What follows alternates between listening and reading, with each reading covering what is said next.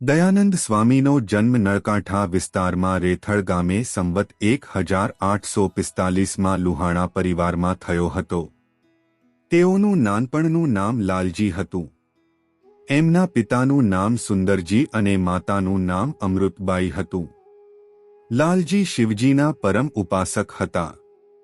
એમના અંતરમાં સાક્ષાત્કારની તીવ્ર લગની લાગી. એમણે નળકાંઠાના ગાઢ જંગલમાં ગોધનેશ્વર મહાદેવના મંદિરમાં આકરી તપશ્ચર્યા આદરી. એમની તપશ્ચર્યાથી પ્રસન્ન થયેલા શિવજીએ સાક્ષાત દર્શન આપી કહ્યું, લાલજી, હાલમાં ભગવાન પ્રગટ પ્રમાણ સદેહે વિચરી રહ્યા છે. સ્વામિનારાયણ નામ છે. થોડા સમયમાં જ એ પરમેશ્વર તને મહિયાવ ગામમાં મળશે. શિવજીના દર્શન અને વરદાથી કૃતકૃત્ય થયેલા લાલજી પ્રગટ શ્રીહરિના મિલનની આતુર હૈયે વાટ જોવા લાગ્યા. એકવાર ભગવાન શ્રી સ્વામિનારાયણ વિચરણ કરતા કરતા મહિયાવ ગામે પધાર્યા. ભગવાનના દર્શન માટે ચારે બાજુથી ભક્તોની ભીડ જામી હતી. લાલજી પણ દર્શન માટે આવ્યા હતા. શ્રીહરિએ દૂરથી એમને પાસે બોલાવ્યા અને કહ્યું, આવો આવો લાલજી, તમને તો મહાદેવજીએ અમારી પાસે મોકલ્યા છે ને. પોતાના અંતરની ગુપ્ત વાત શ્રીહરિ જાણી ગયા એ જોઈને લાલજીના આનંદ અને આશ્ચર્યનો પાર ન રહ્યો. લાલજીએ કહ્યું, મહારાજ, મારો મનુષ્ય જન્મારો સફળ થયો. હવે મને કાયમ આપની સેવામાં રાખો. શ્રીહરિએ એમને સ્વીકારી લીધા, સાધુ કર્યા અને ઉત્તમાનંદ સ્વામી નામ રાખ્યું. ગઢપુરમાં પ્રકાંડ વિદ્વાન પુરુષોત્તમ વ્યાસ હતા. તેઓ સંતોને સંસ્કૃતનો અભ્યાસ કરાવતા. શ્રીહરિએ ઉત્તમાનંદ સ્વામીને આજ્ઞા કરી કે તમે પણ પુરુષોત્તમ વ્યાસ પાસે સંસ્કૃતનો અભ્યાસ કરો. શ્રીહરિની આજ્ઞાથી ઉત્તમાનંદ સ્વામી સંસ્કૃત ભણ્યા અને શ્રેષ્ઠ વિદ્વાન થયા. એ જમાનો શાસ્ત્રાર્થનો જમાનો હતો. ઉત્તમાનંદ સ્વામીએ અનેક વિદ્વાનો સાથેના શાસ્ત્રાર્થમાં ભવ્ય વિજય મેળવ્યા હતા અને ભગવાન શ્રી સ્વામિનારાયણની કૃપાના પાત્ર બન્યા હતા. કાવ્યર્ચના એમના સ્વભાવમાં સહજ હતી. રચનાને અંતે નામાચરણમાં ઉત્તમાનંદ નામ અનુકૂળ નહોતું આવતું, તેથી શ્રીહરિએ એમનું નામ દયાનંદ રાખ્યું હતું.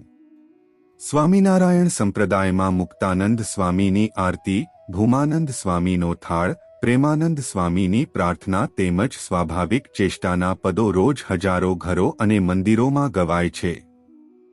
એ જ રીતે દયાનંદ સ્વામીએ રચેલ થાળનું પદ દરરોજ સાંજના સમયે ઠાકોરજીને થાળ ધરતી વખતે ઘરે ઘરે અને મંદિરે મંદિરે ગવાય છે. જે નીચે પ્રમાણે છે. રૂડી રાંધી મેં રસિયાજી ખાનતે ખીચડી રે. ચોખા દાળ જતન કરી જોઈ નિર્મળ નીરે ધીરે ધોઈ. મધુરે મધુરે તાપે માખણ શી ચડી રે. ઘી ઘણુંએ જમો અલબેલા અથાણા પાપડ રંગહેલા. ચોંપે શું ચોખાની કાજુ કરી વડી રે. દૂધ કઢીને દહીં જમાવી લલિત લવિંગે શું હમકાવી. ભૂદ્રને જમવાને કાજે કરી કઢી રે.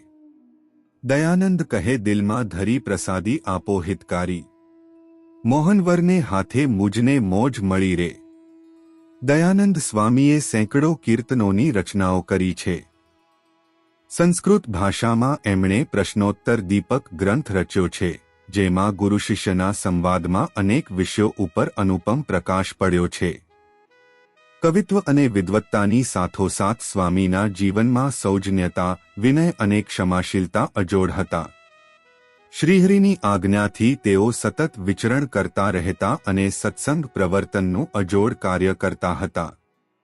ગુજરાતથી લઈને અયોધ્યા અને ગ્વાલિયર સુધી અનેક અગવડતાઓ અને માનઅપમાન વેઠીને એમણે વિચરણ કરેલ છે.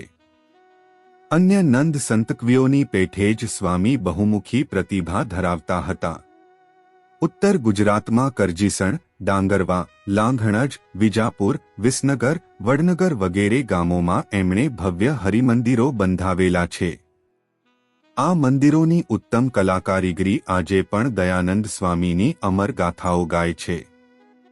સંવત 1922માં વિસનગરમાં એમણે સ્વતંત્ર થકા દેહત્યાગ કર્યો. એમણે શ્રીહરિચરિત્ર ચિંતામણી ગ્રંથની રચના કરેલી છે. આ ગ્રંથ સંસ્કૃત ભાષામાં પ્રાસાદિક શૈલીથી રચાયો છે. દયાનંદ સ્વામી દ્વારા રચાયેલા કીર્તનોનો સંગ્રહ દયાનંદ સ્વામીના કીર્તનો નામના ગ્રંથમાં થયો છે. જય શ્રી સ્વામિનારાયણ.